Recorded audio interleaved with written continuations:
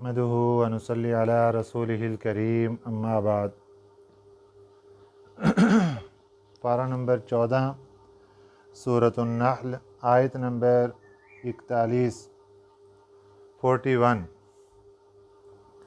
اعوذ باللہ من الشیطان الرجیم بسم اللہ الرحمن الرحیم والذین هاجروا فی اللہ من بعد ما ظلموا لنبوئنہم فی الدنیا حسنہ ولأجر الآخرة أکبر لو كانوا يعلمون الذين صبروا على ربهم يتوكلون صدق اللہ العظیم۔ نبی پاک صلی اللہ علیہ وسلم نے جب اعلان نبوت فرمایا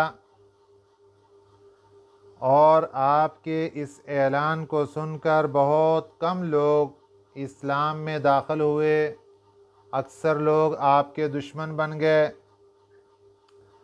جو اسلام میں داخل ہوئے دشمنوں نے ان پر تکلیفوں کے پہاڑ توڑ دیے، تکلیفیں دینا شروع کیں۔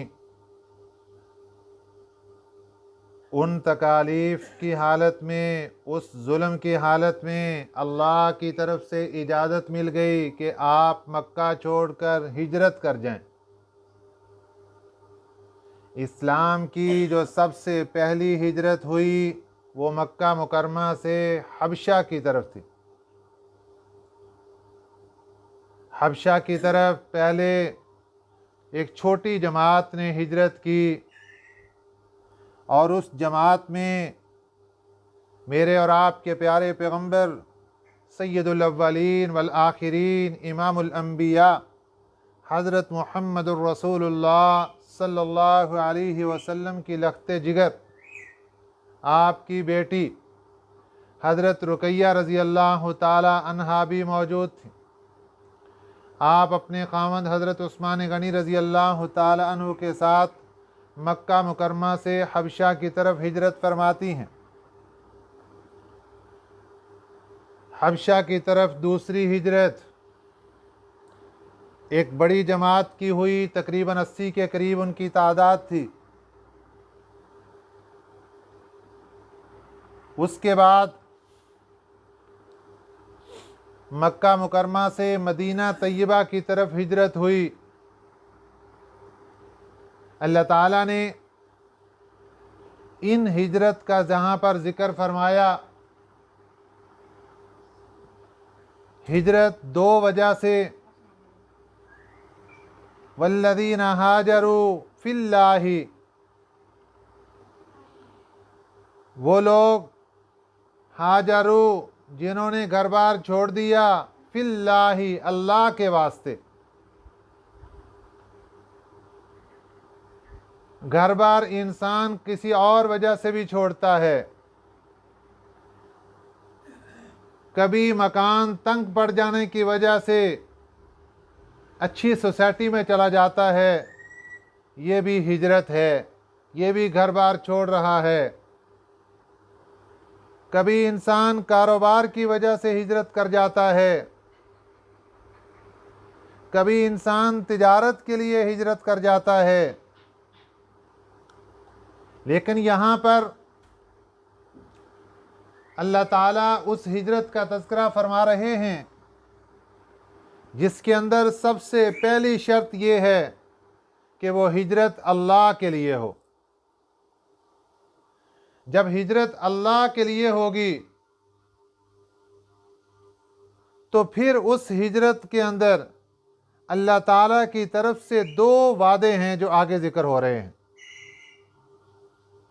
اللہ کی رضا کے لیے ہجرت ہو رہی ہے،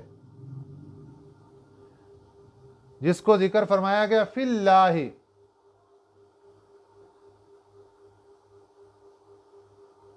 فی اللہ اللہ کے واسطے ہجرت ہو۔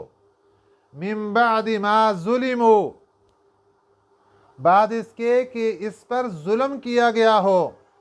مکہ مکرمہ میں ان لوگوں پر ظلم کیا گیا، ان کو ہجرت کرنے پر، گھر بار چھوڑنے پر مجبور کر دیا گیا۔ اور ان کی ہجرت اللہ کی رضا کے لیے تھی۔ جب یہ دونوں شرطیں پائی گئیں، اب اللہ کی طرف سے ہجرت کرنے والے کے لیے دو انعام ہیں۔ پہلا انعام لَنُبَوِّئَنَّهُمْ فِي الدُّنْيَا حَسَنَةً، لَنُبَوِّئَنَّهُمْ ہم ٹھکانہ دیں گے ان کو، فی الدنیا دنیا میں، حسنتاً بھلائی کا۔ کیونکہ جو بندہ ہجرت کرتا ہے وہ اپنا مکان چھوڑ رہا ہے، جو ہجرت کرتا ہے وہ گھر بار چھوڑ رہا ہے، جو ہجرت کرتا ہے وہ اپنا خاندان برادری سب کچھ چھوڑ رہا ہے۔ آج سے 1500 سال پیچھے چلیں، تصورات کی دنیا میں سوچیں کہ مکہ مکرمہ میں وہ وقت تھا کہ جب خاندان میں ایک بندہ مسلمان ہوتا ہے اور اس کو ستایا جاتا ہے، اس کے اوپر ظلم و ستم کیا جاتا ہے، دن رات اس کو مارا جاتا ہے، آخر وہ بندہ مجبور ہو جاتا ہے کہ یہاں سے مکہ مکرمہ چھوڑ دوں اور کسی دوسری جگہ ہجرت کر جاؤں۔ حبشہ کی طرف مسلمانوں کو ایسے ہی ہجرت کرنی پڑی تھی، اور جب ہجرت کرتے ہیں تو کافر لوگ سب کچھ روک لیتے ہیں، ساتھ نہیں جانے دیتے۔ اس کے لیے اللہ تعالیٰ نے آگے دو شرطیں ذکر فرمائی۔ آیت نمبر 42 میں پہلی شرط الذین صبروا، جو ثابت قدم رہیں، کافروں کا ظلم و ستم ہو ثابت قدم رہیں، کافروں کی طرف سے سخت شرائط آ جائیں ثابت قدم رہیں۔ اور دوسری شرط وَعَلَىٰ رَبِّهِمْ يَتَوَكَّلُونَ، اور اپنے رب پر بھروسہ کرتے ہوں۔ یہ دو شرطیں پائی جا رہی ہوں، اور اوپر والی دو شرطیں ہوں کہ وہ ہجرت اللہ کی رضا کے لیے کر رہا ہو، نمبر 2 کافروں کے ظلم و ستم کا شکار ہو چکا ہو، نمبر 3 وہ صبر کر کے اللہ کو راضی کر رہا ہو، نمبر 4 اللہ کی ذات پر مکمل بھروسہ رکھتا ہو۔ جب یہ چاروں شرطیں پائی جائیں، اب اللہ کا وعدہ ہے، ایک دنیا کا اور ایک آخرت کا۔ دنیا میں جب انسان ہجرت کرتا ہے، سب کچھ چھوڑ جاتا ہے، سب سے پہلی پریشانی اس کو یہی ہوتی ہے، مجھے ٹھکانہ کون دے گا، کہاں جاؤں گا۔ ایک ہے اپنی سہولت کے لیے، اپنی تجارت کے لیے کہیں شفٹ ہونا، یہ الگ بات ہے، اس کا تذکرہ بعد میں آئے گا۔ ایک ہے اللہ کی رضا کے لیے کافر کے ظلم و ستم کی وجہ سے چھوڑنا گھر بار۔ جب اس حالت میں گھر بار چھوڑا جاتا ہے تو پھر ساتھ کچھ نہیں لے کر جا سکتا۔ جیسے مکہ مکرمہ سے مسلمان ہجرت کر کے حبشہ گئے ہیں، پھر دوسری دفعہ حبشہ کی طرف ہجرت کی، پھر مکہ مکرمہ سے مدینہ طیبہ کی طرف ہجرت کی۔ اس میں ایک مسلمان کی ہجرت کا ذرا جائزہ لیں۔ کچھ مسلمان ایسے کہ جب وہ ہجرت کرنے لگے، فیملی ساتھ ہے، ان کے بچے چھین لیے گئے، آپ کے بچے ساتھ نہیں جانے دیں گے۔ کچھ مسلمان ایسے کہ جب وہ ہجرت کرنے لگے، ان کی بیویاں روک لی گئیں، بیوی کو ساتھ نہیں جانے دیں گے۔ اللہ نے ایسے ہی نہیں فرمایا الذین صبروا وعلی ربہم یتوکلون، یہ وہ جماعت ہے مہاجرین کی کہ جو صبر کرتے ہیں اللہ کو راضی کرنے کے لیے اور اپنے رب پر مکمل بھروسہ رکھتے ہیں۔ ان لوگوں نے اپنے بچوں کو تو قربان کروا دیا، اپنی بیویوں کو تو سب کچھ چھڑوا دیا، لیکن ہجرت کر کے اللہ اور اس کے رسول کو راضی کر لیا۔ امتحان تھا اس وقت، وہ امتحان کے اندر کامیاب ہو گئے، اور اللہ نے کیا وعدہ فرمایا کہ لَنُبَوِّئَنَّهُمْ، ہم ٹھکانہ دیں گے ان کو۔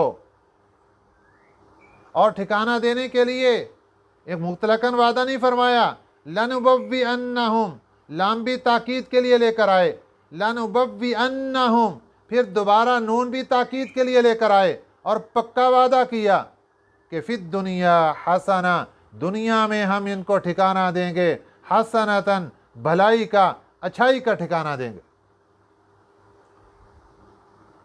وَلَأَجْرُ الْآخِرَةِ اکبر، اور آخرت کا اجر تو بہت بڑا ہے۔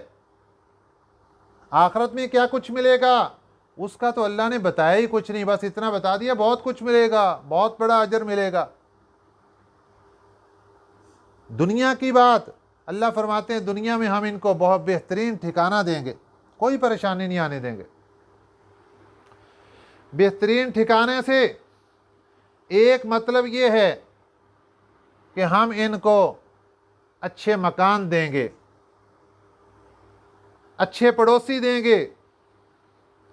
ایک مطلب یہ ہے ہم ان کو اچھا رزق دیں گے۔ ایک مطلب یہ ہے ہم ان کو دشمنوں پر فتح اور نصرت دیں گے۔ ایک مطلب یہ ہے کہ عام لوگوں کی زبان پر ان کی تعریف اور بھلائی جاری کر دیں گے، اور ایسی تعریف اور بھلائی ہوگی کہ جو ان کے خاندان میں بڑی دیر تک جاری رہے گی، ان کی اولاد میں بڑی دیر تک جاری رہے گی۔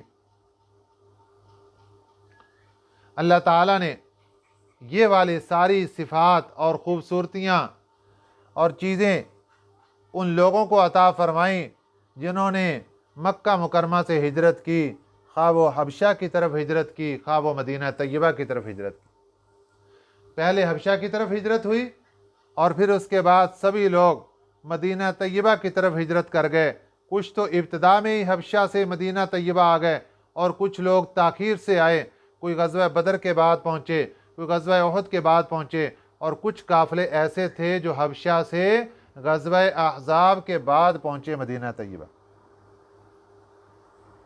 جب مدینہ طیبہ پہنچے اللہ نے سب کچھ دے دیا، مکان بھی دے دیے، اچھی رہائشیں بھی دے دیں، دشمن پر فتح اور نصرت بھی دے دی، رزق بھی دے دیا، اور غیبی خزانے اللہ تعالیٰ نے رزق کے ان پر کھول دیے۔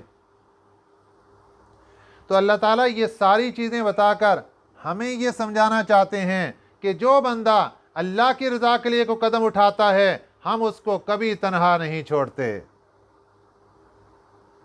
اللہ کی رضا کے لیے اٹھنے والا قدم بھلے سے دنیا میں اس کو تکلیفوں کا سامنا کرنا پڑے، اگر وہ کر جاتا ہے اور اللہ کی رضا کے لیے صبر کر جاتا ہے، ہم اس کو پھر ایسا نوازتے ہیں کہ رہتی دنیا تک اس کے خاندان میں اس کا نام باقی رہتا ہے۔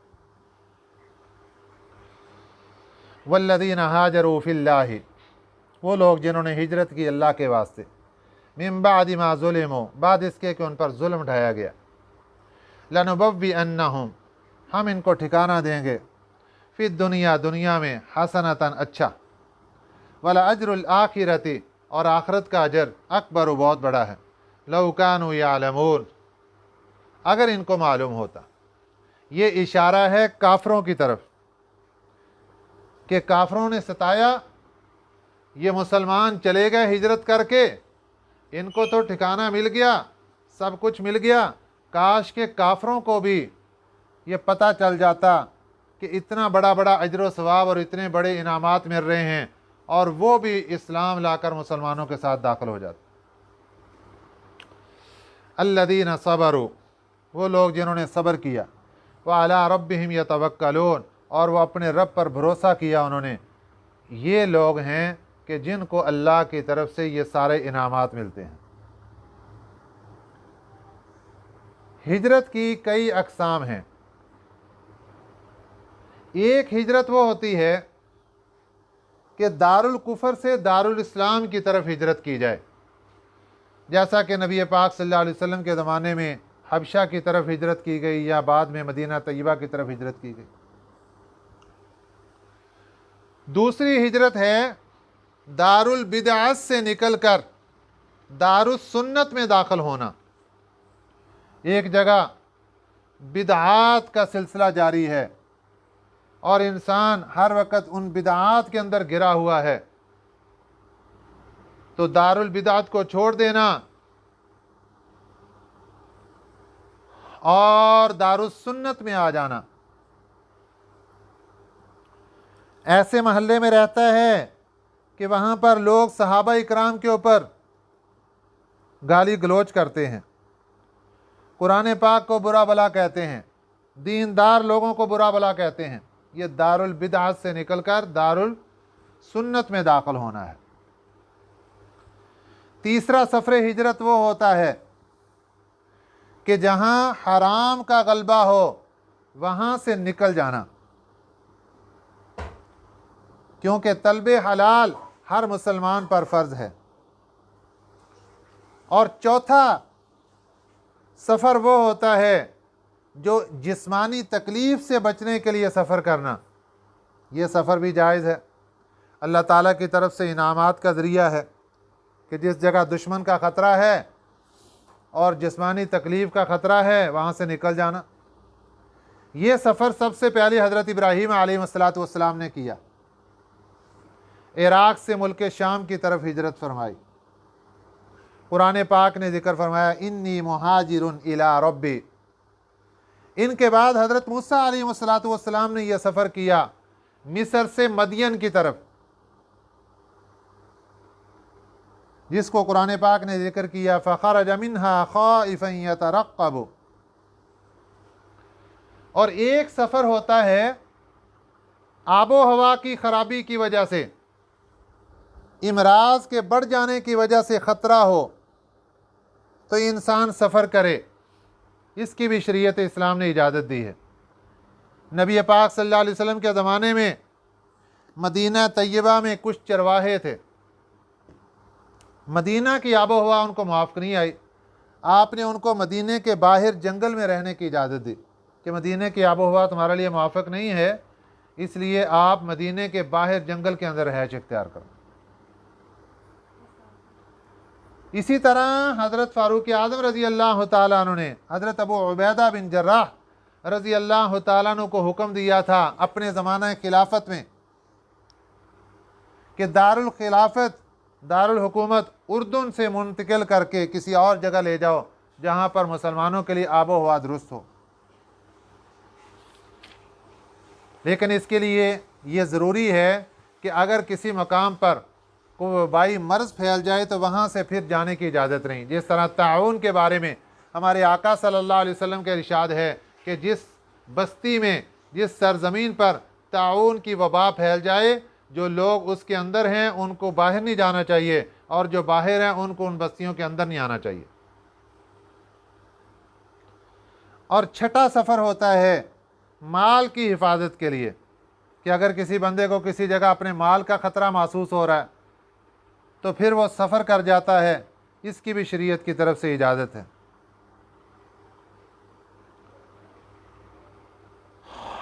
ये तो सारे सफ़र हिजरत हो गए। और कुछ सफ़र ऐसे हैं जो कि वक्ती तौर पर इंसान करता है, उनकी भी शरीयत की तरफ से इजाज़त है। जैसे इबरत के लिए सफ़र करना, कुरान पाक में भी उसको हुक्म दिया गया अफ़लम यसीरू फ़िल अर्ज़ि फ़यंज़ुरू कैफ़ कान आक़िबतुल लज़ीना मिन क़ब्लिहिम। इबरत हासिल करने के लिए सफ़र करना। इसी तरह हज के लिए सफ़र करना, इसी तरह जिहाद के लिए सफ़र करना, इसी तरह तिजारत के लिए मईशत के लिए सफ़र करना, इसी तरह तलब इल्म के लिए सफ़र करना, इसी तरह मुक़द्दस मकामात की तरफ सफ़र करना मुतबर्रिक समझकर। 3 मस्जिदों की तरफ सफ़र करने की इजाज़त है, मस्जिदुल हराम, मस्जिद नबवी और मस्जिद अक्सा। इसके अलावा जो मकामात मुतबर्रिका की तरफ सफ़र करते हैं, इसकी भी उलमा ने इजाज़त लिखी है कि ये इजाज़त है। इस्लामी सरहदों की हिफाजत के लिए सफ़र करना, सरहदों पर पहरादारी के लिए, और इसी तरह अजीज़ों और दोस्तों से मुलाकात के लिए, बशर्ते कि ये अल्लाह की रज़ा के लिए सफ़र हो। तो ये जितने सफ़र हैं ये सारे के सारे इंसान के लिए फ़ायदे के ज़रिया है, इनामात का ज़रिया है और अल्लाह की रज़ा का ज़रिया है। और शरीयत इस्लामिया ने इन सफ़रों की इजाज़त दी है। हर सफ़र में इंसान को चाहिए कि वो अल्लाह की रज़ा को सबसे पहले रखे اپنی نیت کو درست رکھے تو پھر انسان کو ہر سفر میں اللہ کی مدد شامل حال ہوگی۔ اللہ تعالی ہمیں صحیح سمجھ نصیب فرمائے، آمین۔ وما علینا الا البلاغ المبین۔